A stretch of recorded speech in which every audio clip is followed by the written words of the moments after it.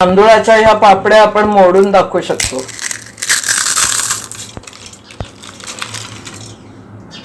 खूपच हलक्या आणि कुरकुरीत झालेल्या आहेत. आपण बघू शकतोय की हे बऱ्यापैकी जुनं असलेलं पीठ आहे, पण ते मी फेण्यांकरता म्हणून तयार केलेलं होतं. त्यामुळे 3 दिवस भिजत घालून तांदूळ ते व्यवस्थित वाळवून मग गिरणीमध्ये देऊन असं हे पीठ तयार केलेलं आहे. त्यामध्ये आधी मी थोडंसं मीठ घातलेलं आहे. आपण ते चवीप्रमाणे घालायचं आहे. त्याचबरोबर आपल्याला खसखस वापरायची आहे. खूप छान चव येते पदार्थांना कोणत्याही. आणि हे आहेत चिली फ्लेक्स, घरीच तयार केलेले. थोडे आपण वापरायचे, रंग पण छान येतो. एकदम लाल न होता हवा तसाच मिरचीचा रंग येतो. आता हे जे सगळं आपण घातलेलं आहे त्यामध्ये पीठ आपल्याला मोजून घ्यायचं आहे आणि ते आधी भिजवून ठेवायचं आहे. जेवढं पीठ तेवढंच भिजवण्याकरता लागणारं पाणी या मापाने आपण आता मोजणार आहोत. आता आपण बघू शकतोय ह्या पातेलीच्या मापाने आपलं एक पातेलं व्यवस्थित भरलेलं आहे. तेवढंच आपल्याला आधी पाणी घालायचंय आणि मग अंदाजे आपण पुढे पाणी वापरूया.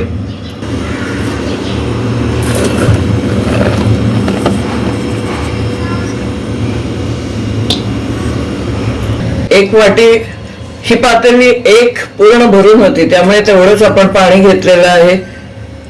पीठ आपण भिजवून घेऊया.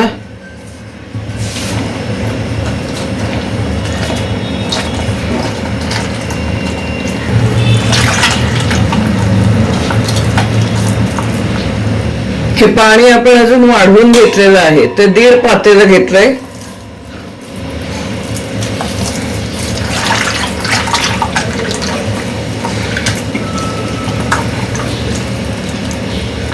आणि एका वेळेला जर आपल्याला करता आल्या नाहीत तर हे पीठ मी निम्म घेणार आहे आणि निम्म्याच्या नंतर करून बघणार आहे.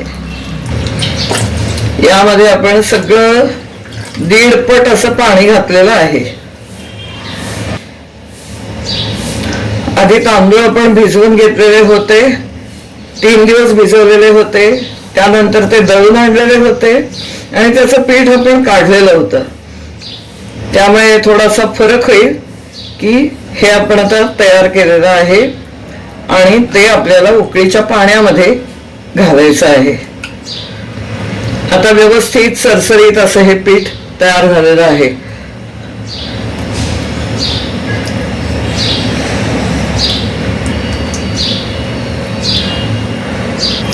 आता हे जे तयार पीठ झालेलं आहे आपलं, तर ते आपण साधारण 1 पातेली भरून घेऊया आणि सध्या तरी त्याच्या दुप्पट मी पाणी उकळत ठेवणार आहे. अजून लागलं तर मग आपण गरमच घ्यायचं आहे लागेल तर. हे आपण आता पीठ जे आहे ते बाजूला करून घेऊया आणि बघितलंच आपण की 1 पातेली भर होतं. सध्या तरी आपण दुप्पट पाणी घेतोय.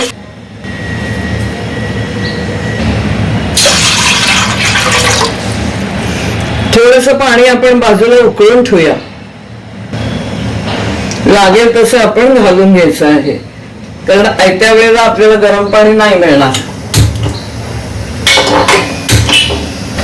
पाण्याला उकळी आल्यानंतर आपल्याला हे पीठ घालून द्यायचं आहे.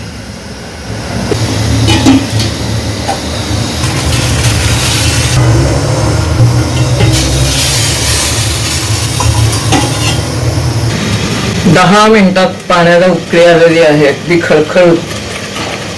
त्याच्यामध्ये आपण आता हा भिजवलेला चीक ओतणार आहोत. हे आता ढवळत राहायचंय आपल्याला, नाहीतर खाली पीठ ओढायला लागेल, करपायला लागेल. आणि छान असं ट्रान्सपरंट दिसलं पाहिजे. तर पीठ चांगल्यापैकी शिजलं गेलं असं समजायचं. गॅस मोठा नको करावा, फक्त ढवळत राहिलं पाहिजे एकसारखं.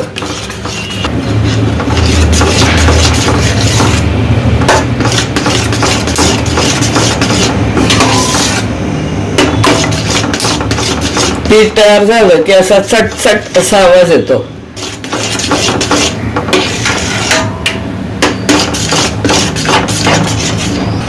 फेण्याच्या पिठाच्या पापड्या हा माझा प्रयोग आहे.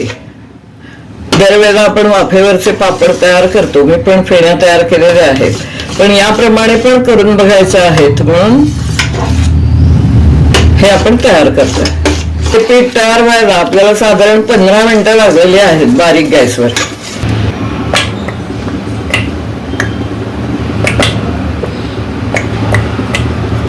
हे आता आपलं पीठ शिजून तयार आहे. गॅस बंद करूया आणि आपण वाळवण घालायला जाऊया.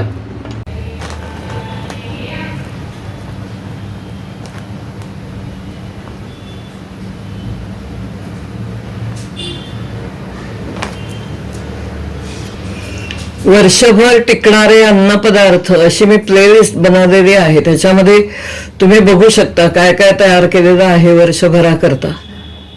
आधीचे खूपसे व्हिडिओ आहेत त्यामध्ये.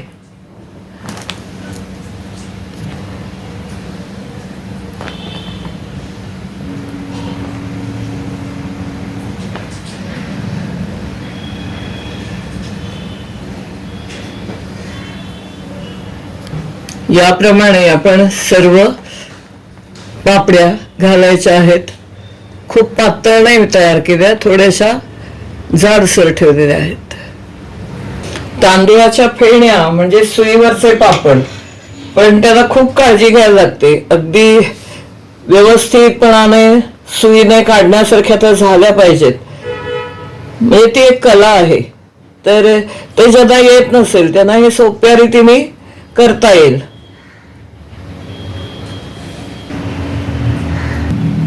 फेण्यांपेक्षा वाळवणातला हा सोपा प्रकार म्हणून तुम्हाला कदाचित आवडेल सुद्धा. तुम्ही करूनही बघाल याप्रमाणे, आणि कोणाला पण तो सहज जमतो. आता माझी जी नात आहे तिने सुईवरचे पापड तयार केले, म्हणजेच फेण्या तयार केल्या. म्हणजे ज्याला आवड आहे, तर लहान असो किंवा मोठं असो, ते त्याला जमलं पाहिजे आधी. त्याही दृष्टीने या सोप्या पापड्या तुम्हीही करू शकाल. आणि आपण यामध्ये बघू शकतोय अजून या थोड्याशा शिल्लक आहे, पण कुठेही खाली तळाला असं लागलेलं नाहीये, पीठ करपलेलं नाहीये.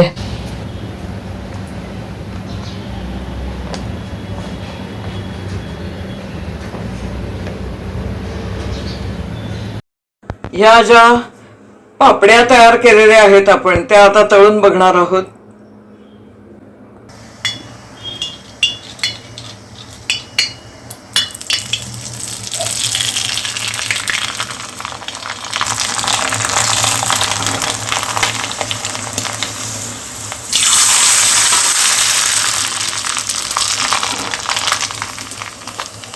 तेव्हा मस्त अशा आपल्या या पापड्या तयार आहेत.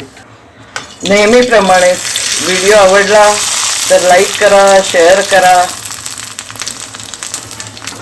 आणि भेटूया अशाच पुढे एखाद्या छान व्हिडिओमध्ये. धन्यवाद.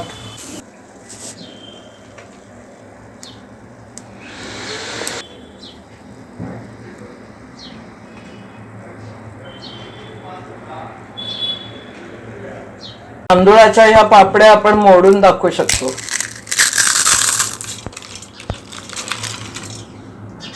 खूपच हलक्या आणि कुरकुरीत झालेल्या आहेत.